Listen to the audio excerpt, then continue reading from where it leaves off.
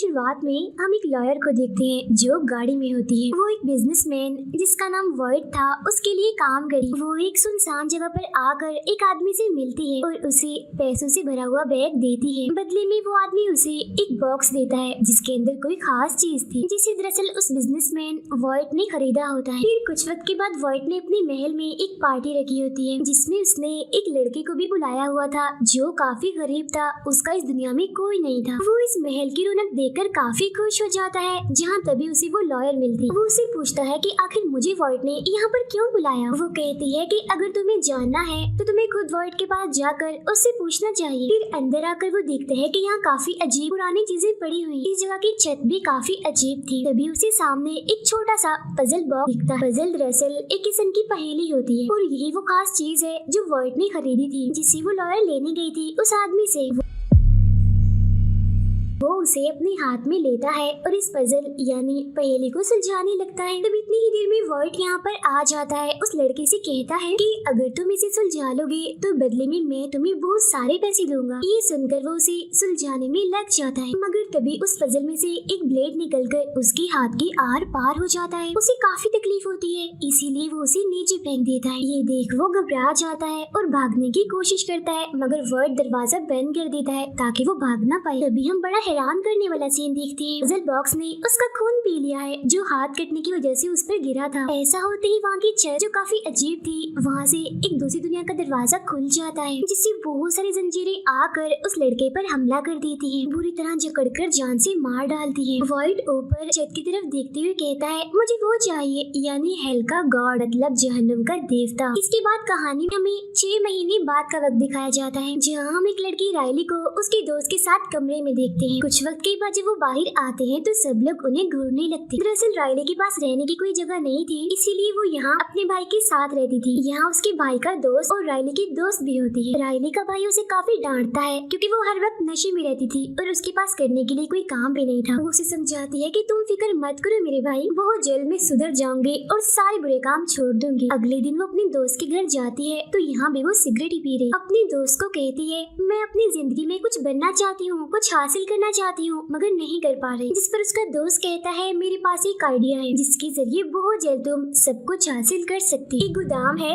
जो काफी अरसे से बंद पड़ा है और वहाँ कीमती सामान रखा जाता है। राइली कहती है तो फिर हमें वहाँ जाकर चोरी करनी चाहिए। वो कहता है कि अगर तुम चाहती हो तो हम ऐसा कर सकते हैं, हम वहाँ पड़ा कीमती सामान चुरा कर बेच देंगे जिससे हमारे पास बहुत सारे पैसे आ सकते हैं। उसका ये आइडिया राइली को पसंद आ जाता है इसीलिए वो रात को उस जगह पर जाते हैं जहाँ कोई भी नहीं था क्योंकि जाहिर है ये जगह काफी अरसे से बंद थी। वो यहाँ तलाशी लेने लगते हैं तो उन्हें यहाँ एक तिजोरी मिलती है। तिजोरी को तोड़ते ही उसके अंदर एक बॉक्स होता है और जब भी उस बॉक्स को खोलते हैं तो उसमें और कुछ नहीं बल्कि वही पजल बॉक्स था। ये देख राइली हैरान होते हुए उसे पूछती है कि ये क्या चीज है। उसका दोस्त कहता है कि मुझे नहीं पता लेकिन अगर तुम चाहो तो इसे अपने पास रख सकती हो। तब राइली उस बॉक्स को अपने पास रख लेती है और घर आ जाती है जहाँ उसका भाई उसे काफी डांटता है क्योंकि वो अभी भी नशे में थी और काफी देर से घर आई। वो अपने भाई से कहती है जब मेरा अच्छा वक्त आएगा मैं यहाँ से चली जाऊंगी, तुम क्यों हमेशा ही मुझे डांटते रहते हो। जिस पर उसका भाई कहता है क्योंकि तुम्हारी जिम्मेदारियाँ अब मैं और नहीं संभाल सकता, तो भलाई इसी में है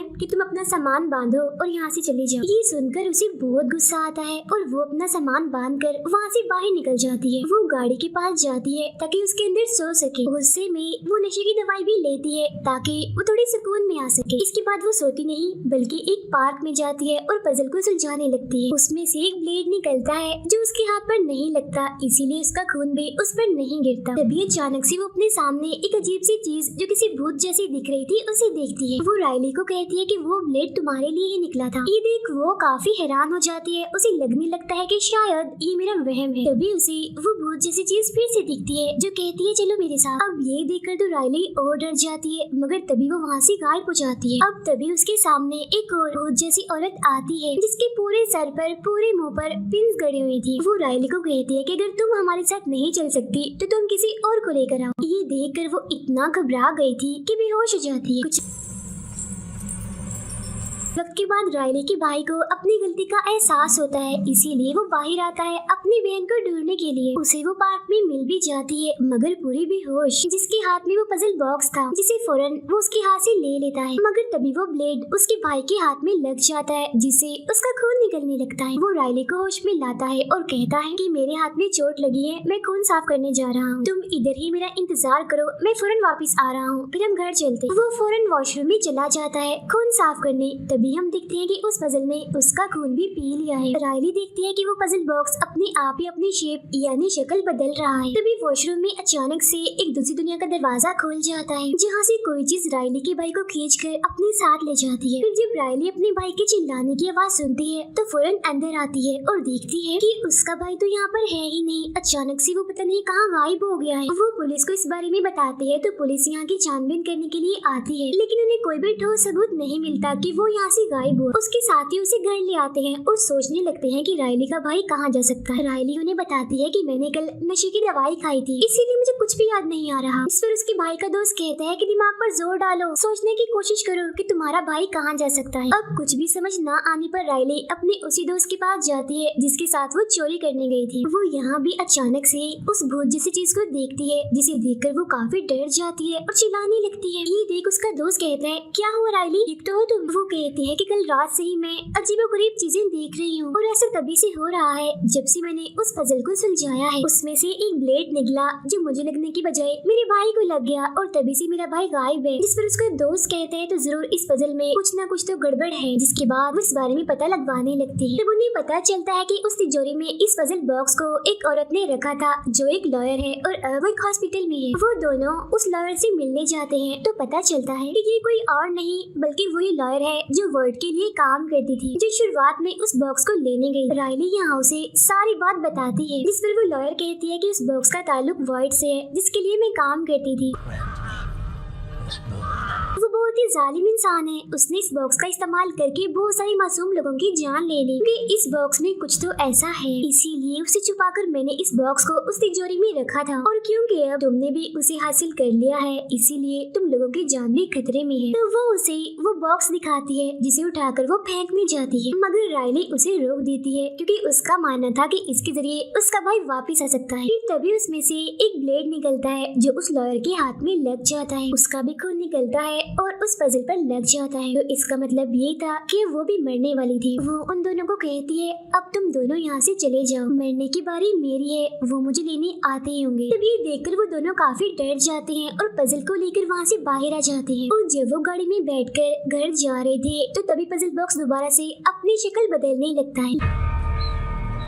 लारा जब हॉस्पिटल में अपने कमरे में बैठी थी तो तभी वहाँ दूसरी दुनिया का दरवाजा खुल जाता है, जिसके अंदर से वही बहुत सारी भूतिया औरतें निकलती हैं और लॉयर को चारों तरफ से घेर कर उसे मार देती हैं। रात को रायली इंटरनेट पर वर्ड के बारे में पढ़ती है तो उसे पता चलता है कि वो एक काफी अमीर इंसान था। वो बड़ा ही अजीब इंसान था, डरावने और पुरानी चीजों को जमा करने का उसे बड़ा शौक था। उसने एक महल बनाया हुआ था जहाँ वो अपने मेहमानों को बुलाया करता था, मगर इधर ही कुछ मेहमानों की बड़ी अजीब तरह से मौत हो गई थी। इस सब के बारे में वो अपने दोस्त को बताती है, मगर वो ध्यान ना देते हुए उस पजल बॉक्स को फेंकने जाता है, मगर रायली उसे ऐसा करने से रोक देती है। अगली सुबह रायली छानबीन करने के लिए वर्ड के महल के बाहर पहुंचती है। वो देखती है कि इस पूरे महल को लोहे की जालियों से कवर किया हुआ है। ऐसा लग रहा था कि महल को किसी से बचाने के लिए ऐसा किया हुआ है। दरअसल वर्ड कुछ साल पहले ही मर चुका था, इसीलिए ये महल बंद था, यहाँ कोई भी नहीं रहता था। रायली उसके पास जाती है तो उसे वहाँ कोई भी दरवाजा नहीं दिखता। फिर उसे एक खिड़की खुली हुई दिखती है जिसके जरिए वो महल के अंदर आ जाती है, जहाँ काफी सारे स्विच थे जो छत के दरवाजे और सारे दरवाजों को खोलने के लिए लगाए हुए थे। के बाद वो जाती है वर्ड के कमरे में छानबीन करने के लिए, जहाँ की दीवारों पर वो उन्हीं भूत जैसी दिखने वाली औरतों की तस्वीरों को देखती है जो अक्सर उसे नजर आया करती थी। फिर यहाँ उसे वो किताब मिल जाती है जिसके अंदर इस पजल बॉक्स के बारे में लिखा हुआ था। ये दरअसल एक ऐसा बॉक्स था जिसके अलग अलग स्टेप्स थे और ये कोई मामूली नहीं था, बल्कि ये हेल यानी जहन्नुम से आया था और जिस इंसान के पास भी होता था वो इसकी मदद से कुछ भी हासिल कर सकता था। जब ये बॉक्स अपनी शक्ल बदलता है तो उसके कुछ स्टेप्स थे जिसके हर एक स्टेप पर इंसान को किसी का सेक्रीफाइस यानी कुर्बानी देनी पड़ेगी। जी हाँ, 1 से लेकर 5 तक कुर्बानियों में उन्हें किसी स्टेप पर जिंदगी मिलेगी तो किसी पर अकल, किसी पर प्यार मिलेगा तो किसी पर इज्जत, और छठे स्टेप पर उन्हें वो मिलेगा जिनकी सारी ख्वाहिशों को पूरा करेगा यानी हेल का गॉड, क्योंकि ये उनका आखिरी स्टेप होगा जिसमें हेल का गॉड इनके सामने आएगा। ये उसके सामने अपनी बातें रखेंगे तो वो पूरे करेगा। और राइली को बार बार जो भूतिया औरतें दिख रही थी वो दरअसल डीमंस हैं जो दूसरी दुनिया में रहते हैं, इसीलिए तो हर बार दूसरी दुनिया का दरवाजा खुल जाया करता था। और उन डीमंस का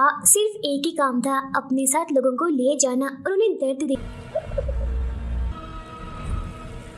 इन डीमंस के हेड का नाम पिनहेड है, यानी वही जिसके सर पर पिन्स गड़ी हुई थी। पिनहेड हेल का प्रीस्ट है और सभी डीमंस वही हेल में ही काम करते थे। तब ये पढ़कर राइली समझ जाती है कि अब मेरा भाई भी हेल में जा चुका है, इसीलिए मुझे और भी लोगों को सेक्रीफाइस करना होगा ताकि हेल का गॉड आए और मैं उसे ये मांग सकूं कि वो मेरा भाई वापस लौटा दे। तभी यहाँ उसके बाकी साथी भी आ जाते हैं और अब ये लोग मिलकर उस जगह की छानबीन करने लगते हैं। यहाँ राइली अपने भाई के दोस्त को इस पजल के बारे में सारी बात बता देती है। ये भी कहती है कि इसमें टोटल 6 स्टेप्स हैं, जिनमें से 2 तो पार हो चुके हैं। बाकी स्टेप्स पूरे कर लेने के बाद हेल का गॉड हमारे पास आएगा और हम उसके सामने अपनी ख्वाहिश रखेंगे जिन्हें वो पूरे भी करेगा। राइली की दोस्त को एक बटन दिखता है जिसे जैसे ही वो दबाती है तो एक खुफिया दरवाजा खुल जाता है। अंदर जाने पर वो देखती है कि इधर अंधेरा ही अंधेरा है, मगर तभी वो दरवाजा अपने आप ही बंद हो जाता है जिससे वो काफी डर जाती है। उसकी आवाज सुनकर सभी यहाँ आते हैं और उसे बाहर निकालने की कोशिश करते हैं। इसी बीच राइली देखती है कि उसका पजल बॉक्स गायब है। उसी अंधेरे में एक आदमी था जिसके हाथ में वो पजल बॉक्स था। वो उसे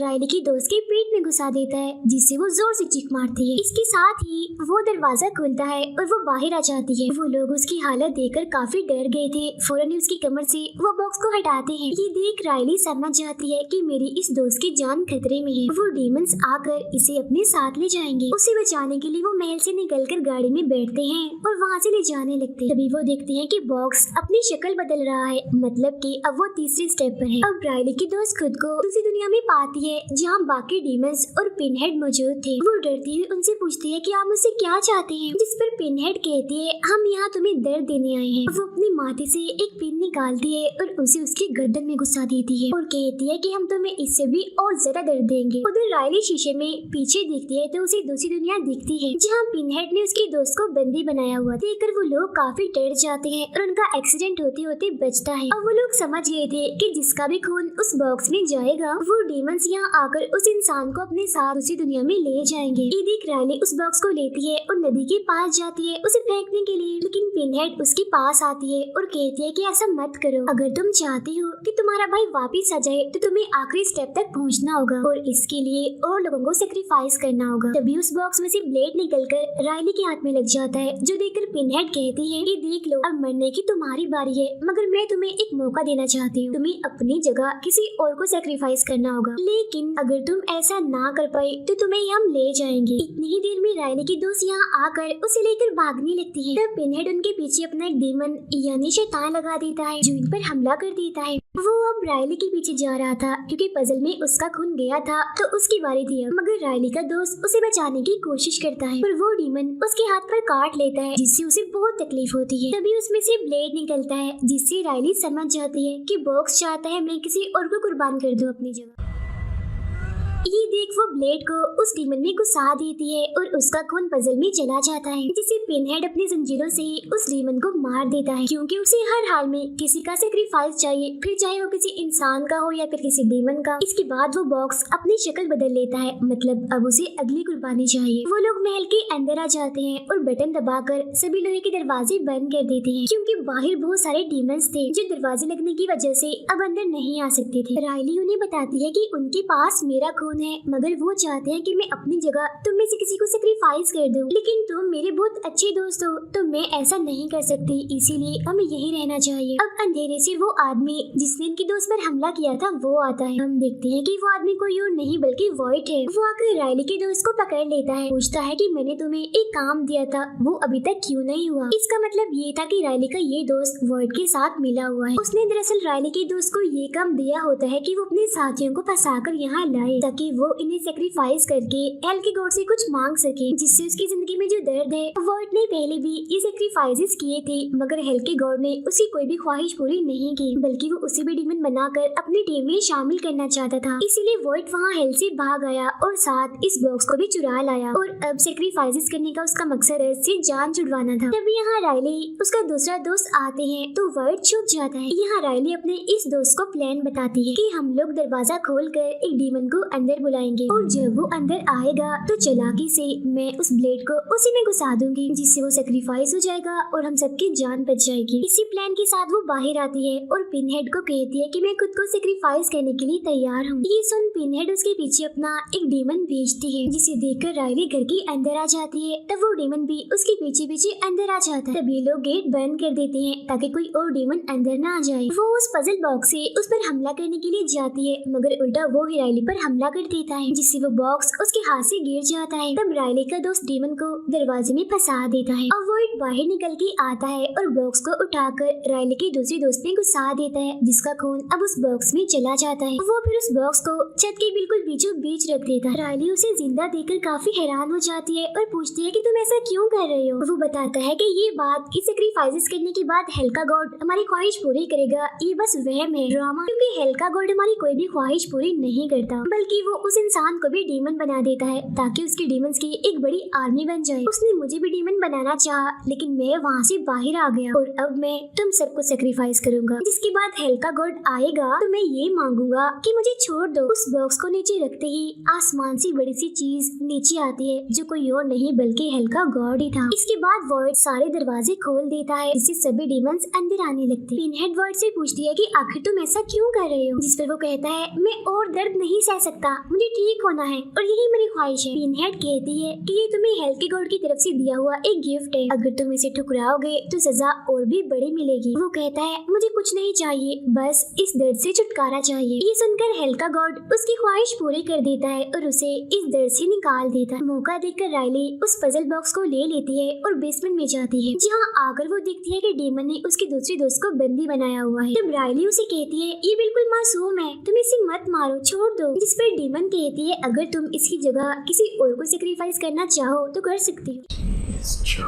ये सुनकर रायली उस बॉक्स को अपने उसी दोस्त के पेट में घुसा देती है, क्योंकि उसे पता चल गया था कि मेरा ये दोस्त वॉइड के साथ मिला हुआ है। ये देख वो डीमन अब पहले वाले को छोड़कर इसके पीछे पड़ जाती है। अब वॉइड ठीक हो गया था, मगर हेल का गॉड उसे अपने साथ ले गया था। साथ ही रायली का वो दोस्त भी हेल में चला गया था। अब रायली अपने बच्चे दोस्त को ऊपर लेकर आती है, जहाँ सारे डीमंस उसका इंतजार कर रहे थे। पिनहेड उसे कहती है कि तुम आखिरी स्टेप पर हो, अपनी ख्वाहिश हमारे सामने रखो जिसे हम पूरा करेंगे। रायली को वर्ड की बातों से पता चल गया था कि ये लोग कोई ख्वाहिश पूरी नहीं करते, बस ड्रामा करते हैं अपने जाल में फंसाने का। इसीलिए वो पिनहेड से कहती है कि मैं जानती हूँ मेरा भाई मर चुका है, वो वापस अब नहीं आएगा। ये सुन पिनहेड उसे एक ख्याल में उसका भाई दिखाती है, जो रायली को कहता है मुझे बचा लो, मुझे लेने आ जाओ। यहाँ रायली समझ जाती है कि वो चाल चल रही है मुझे फंसाने के लिए, इसीलिए वो कुछ नहीं मांगती और कहती है कि नहीं शुक्रिया, मुझे कुछ नहीं चाहिए। वो उस बॉक्स को वहीं रखकर अपने दोस्त को लेकर वहाँ से बाहर चली जाती है, जिसके बाद सभी डीमंस वहाँ से गायब हो जाते हैं। अब हम वर्ड को हेल में देखते हैं, जहाँ के गॉड उसकी जिल्द निकाल कर उसे भी डीमन बना देते हैं और अपने साथ शामिल कर लेते हैं। अब यहाँ पर ये बात साफ हो गई थी कि उस पजल बॉक्स से किसी की कोई भी ख्वाहिश पूरी नहीं होती, वो सब सच में ड्रामा है और आखिर में सबको डीमन ही बनना पड़ता है। इसी के साथ ये फिल्म यहीं पर खत्म